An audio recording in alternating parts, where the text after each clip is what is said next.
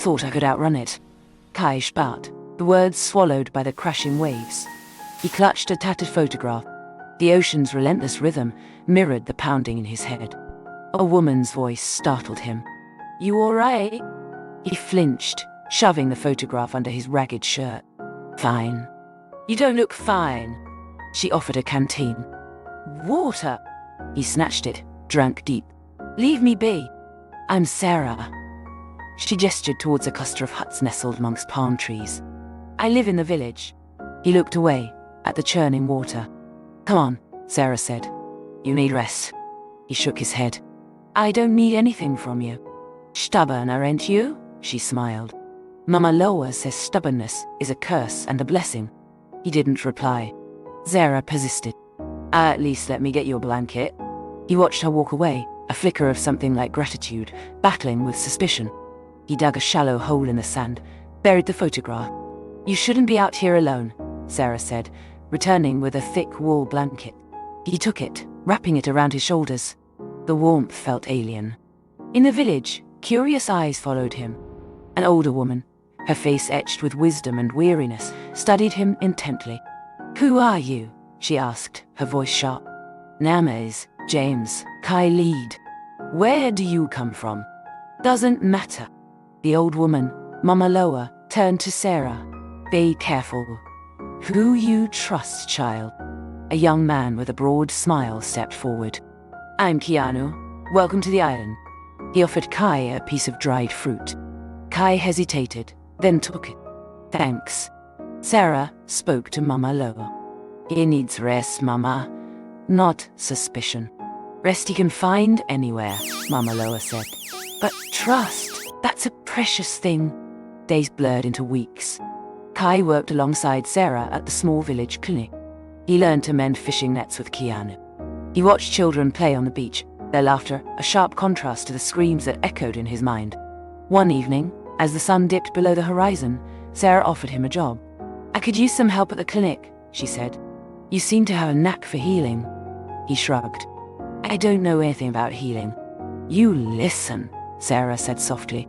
"That's half the battle." He looked at her, saw a genuine kindness in her eyes that unsettled him. He thought of the blood, the screams. "He'll think about it." He saw a ship on the horizon the next morning, a dark smudge against the dawn sky. A knot of dread tightened in his stomach.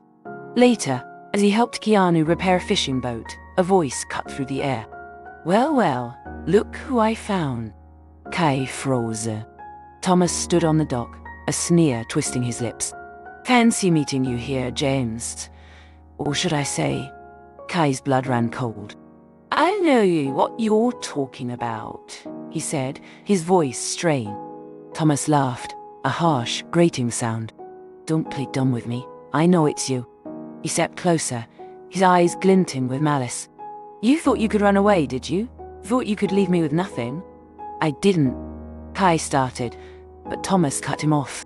"You took what was mine," he hissed. "And you'll pay for it." Sarah watched from the clinic doorway, her eyes wide with alarm. Later that night, Kai sat alone on the beach, the ocean's roar a symphony of his despair. He could confess, tell Sarah everything. Or he could keep running, keep hiding. He dug up the photograph, stared at the innocent face staring back at him. He ripped it in half, then again and again, until it was nothing but fragments in the wind. Ben, a local with a smooth voice and easy charm, approached Kai one day. "Heard you're looking for work," he said, offering a cigarette. Kai nodded. "Sarah offered me a job at the clinic." Ben chuckled. "Clinic won't pay much. I can offer you something better." He leaned closer, lowering his voice. "Let's just say it's off the books." Sarah saw them talking. Later, she pulled Kai aside. "Be careful of Ben," she warned. "He's not what he seems." Kai shrugged. "He's just trying to help." "He's trouble," Sarah insisted. "Stay away from him." Kai ignored her warning. He needed money, a way to disappear. One afternoon, Ben led Kai to a secluded cove. A small boat bobbed in the water, loaded with crates. "Just a little trading," Ben explained with a wink. "Nothing to worry about." Kai felt a knot of unease in his stomach, but he pushed it down. Zara tended to Kai's wounds, a cut on his hand from working on the fishing boat. "You're good with your hands," she said softly. "You could be a healer." He pulled his hand away. "I'm not a healer." "Everyone has the potential to heal," she said, her eyes meeting his. "Even you." He looked away, unable to meet her gaze. He was a killer, not a healer. One evening, as Kai sat alone on the beach, Thomas approached him. "I've been talking to the villagers," he said, his voice laced with menace. "They know you're hiding something." Kai felt a chill run down his spine. "They're starting to ask questions," Thomas continued. "Questions you won't be able to answer." Ben's smuggling operation went south. The police raided the cove, scattering crates and men. Kai escaped in the chaos, but Ben was caught. Captain Dubois, a portly man with a shifty gaze, questioned Kai. "You were with Ben, weren't you?" Kai shook his head. "I don't know anything about it." Dubois smirked. "Sure you don't." At the village meeting, Thomas stood before the assembled islanders, pointing a finger at Kai. "This man," he declared, his voice ringing with accusation. "He's a liar, a thief. He's not who he says he is." The villagers murmured, their eyes turning to Kai with suspicion. Zara watched, her expression a mixture of disbelief and hurt. Kai stood silent, his heart pounding in his chest. He could deny it, keep up the charade, or he could tell the truth, face the consequences. He opened his mouth to speak, but no words came out. He looked at Sarah, saw the pain in her eyes. He looked at Mama Loa, saw the disappointment etched on her face. He looked at Thomas, saw the triumphant gleam in his eyes. He knew what he had to do. "He's right," Kai said, his voice barely above a whisper. "I lead." A heavy silence fell over the assembled villagers. Sarah stared, her face pale. Mama Loa's eyes narrowed. Thomas smirked, a predatory glint in his eyes. "It's true," Kai continued, his voice gaining strength. "I'm not James. My name is Kai, and I have something to tell you all." He told them about the robbery, the fear, the desperation.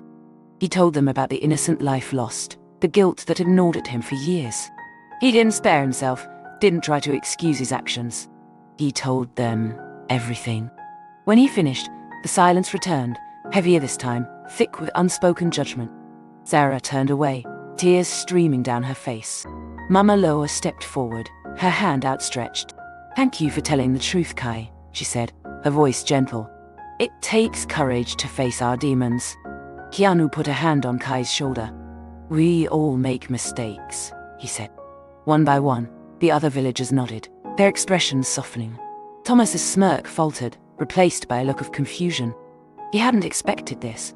"You think that absolves you?" Thomas spat, his voice laced with disbelief. "You think a few words will erase what you did?" "No," Kai said, meeting Thomas's gaze. "But it's a start." That night, Kai couldn't sleep. He tossed and turned, haunted by the memories he had shared. He got up, walked to the beach, the familiar rhythm of the waves a small comfort. Zara found him there, sitting on the sand, staring out at the ocean. "Why didn't you tell me?" she asked, her voice quiet. He didn't answer. I thought we had something," she continued, her voice breaking. He reached for her hand, but she pulled away. "I don't know who you are," she whispered, turning and walking back towards the village. Ben, smug and self-satisfied, approached Kai the next day. "Z? Told you the clinic wouldn't pay much." He pulled out a wad of cash. "This is just a taste of what you can earn." Kai stared at the money, then at Ben's smirking face. He thought of Sarah, of her kindness, her trust. He thought of the villagers, their forgiveness. "I don't want your money," he said, pushing Ben's hand away. Ben's smirk vanished. "You're making a mistake," he snarled. Kai spent his days working alongside the villagers, helping to rebuild the damaged fishing boats, tending to the small gardens that provided food for the community. He spoke little, his actions speaking louder than words. He felt a growing sense of belonging, a flicker of hope that perhaps he could earn back the trust he had broken. One evening, as Kai sat with Mama Loa, she handed him a small, ornate box. "This belonged to your grandmother," she said. "She was a healer, like you." Kai took the box, his fingers tracing the intricate carvings on its surface. He opened it, revealing a compass and a faded map. He looked at Mama Aloha, questioning. "It's time you learned the truth about your past," she said, her eyes twinkling. "And about your future." She told him about the island's history, about the ancient secrets hidden within its caves and forests. She told him about the sacred artifact, a symbol of the island's spirit, passed down through generations of healers. She told him that he was destined to protect the island, to heal its wounds, just as he was healing his own. Zara found Kai on the beach, staring out at the ocean. She sat beside him, a comfortable silence settling between them. "I'm sorry," she said finally. "I shouldn't have doubted you." He took her hand, his fingers intertwining with hers. "I'm the one who should be sorry," he said. "I lied to you, to everyone." She squeezed his hand. "I know, but you told the truth in the end. That's what matters." He told her about the box, the map, the sacred artifact. He told her about his grandmother, the healer. He told her about his new purpose, his newfound hope.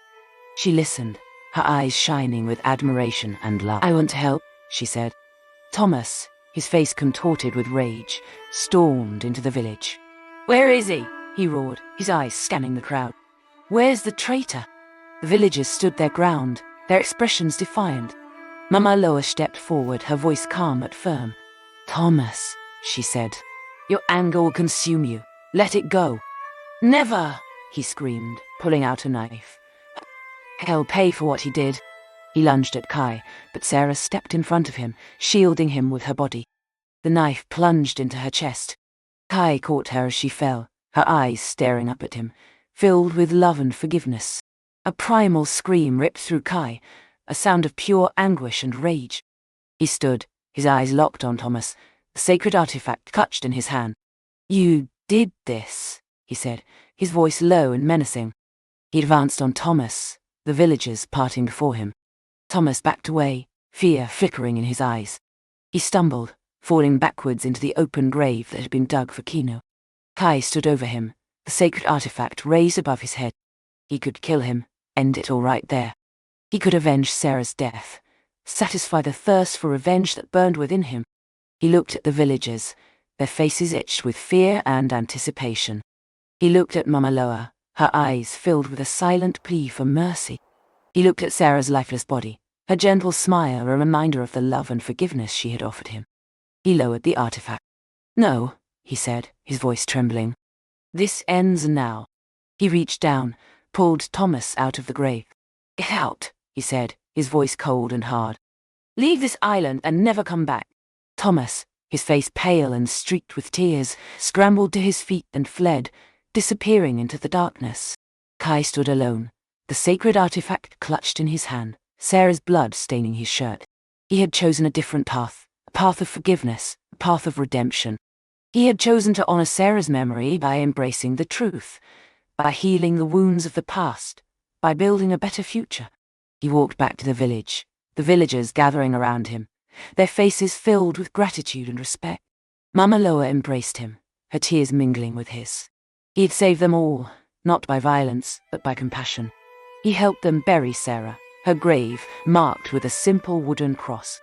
He placed the ornate box on top of the grave, a symbol of his commitment to honoring her memory. He began to rebuild the village, his hands working tirelessly, his heart filled with a newfound purpose. He established a small clinic in Sarah's name, a place of healing and hope for the islanders. He learned the ancient healing practices from Mama Loa, his touch gentle and sure. He became a leader in the community, his wisdom and compassion guiding them through times of hardship and uncertainty.